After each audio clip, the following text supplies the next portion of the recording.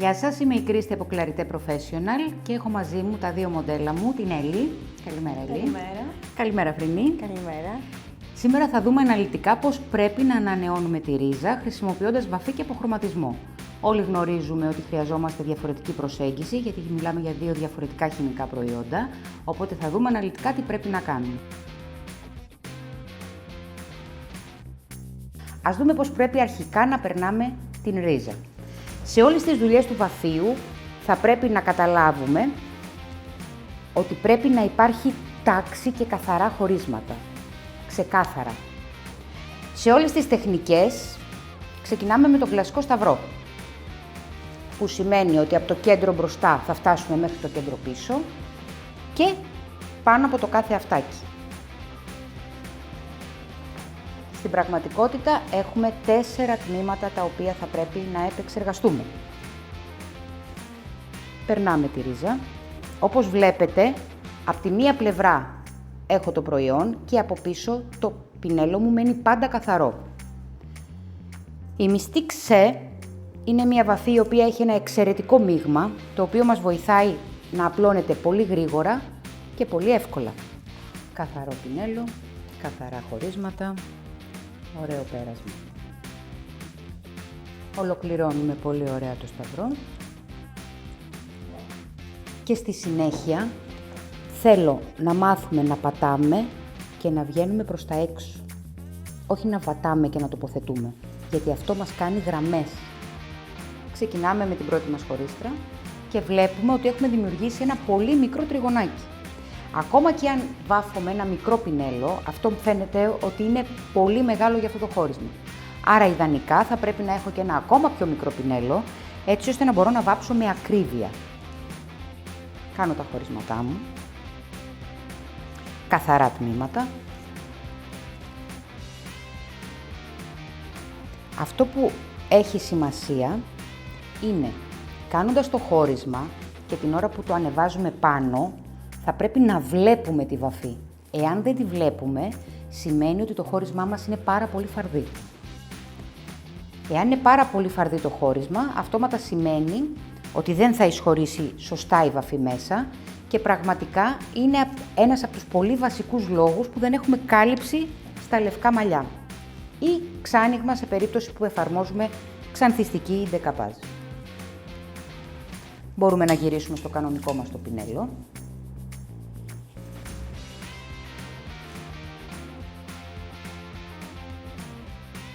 Εάν τα μαλλιά είναι πολλά, μπορούμε να περνάμε και το κάτω τμήμα λίγο και ξανά επάνω και κάτω και επάνω. Λεπτά τμήματα, καθαρές χωρίστρες, αρκετό προϊόν και το πινέλο προς τα έξω.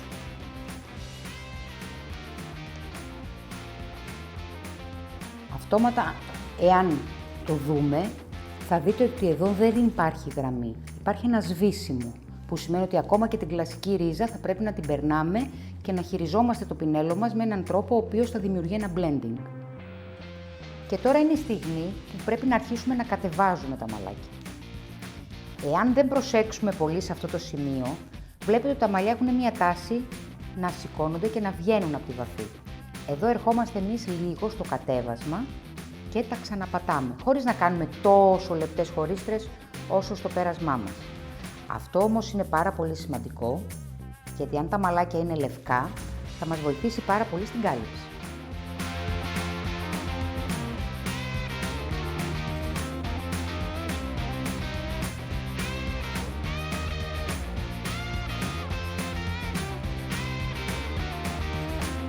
Έχει περάσει ο χρόνος αναμονής για τη ρίζα και τώρα θα πρέπει να εξορροπήσουμε τα μήκη άκρες.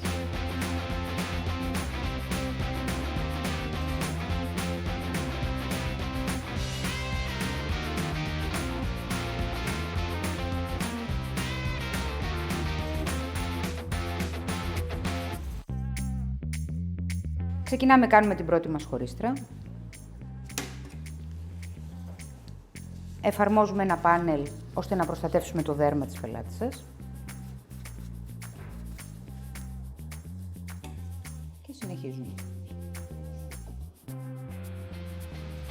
Και ένας πολύ ωραίος τρόπος είναι να γυρίζουμε το χέρι μας ανάποδα, ώστε να το χρησιμοποιούμε σαν βάση για να μπορέσουμε να περάσουμε καλύτερα το χρώμα και να έχουμε πάντα καθαρά χέρια.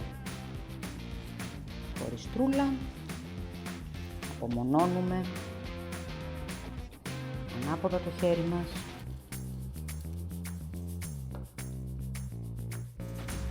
Εφαρμόζουμε. Όταν θα κάνουμε 2 ή 3 χωρίσματα, μπορούμε με μία χοντρή χτένα βαφείου να το χτενίσουμε, ώστε να ξέρουμε ότι έχει πάει ομοιόμορφα παντού.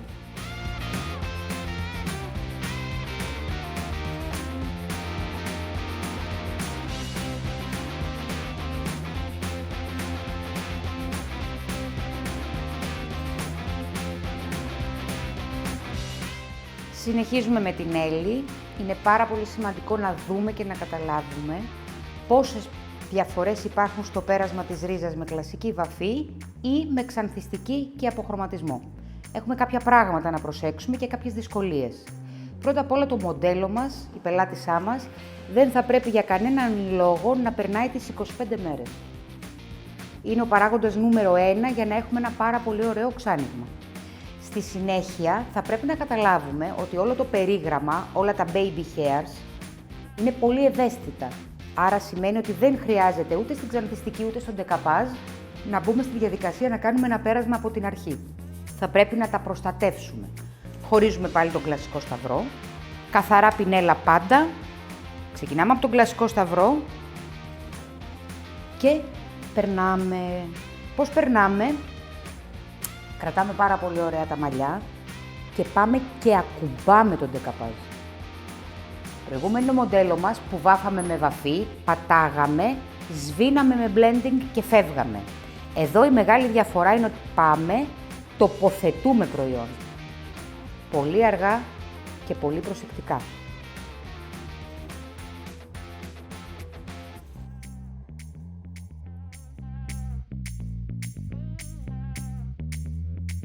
Αφού έχουμε ολοκληρώσει τον κλασικό σταυρό και το πέρασμα και έχουμε σχηματίσει τα 4 τμήματα που πρέπει να βάψουμε, θα ξεκινήσουμε την εφαρμογή με τα σημεία προσοχής.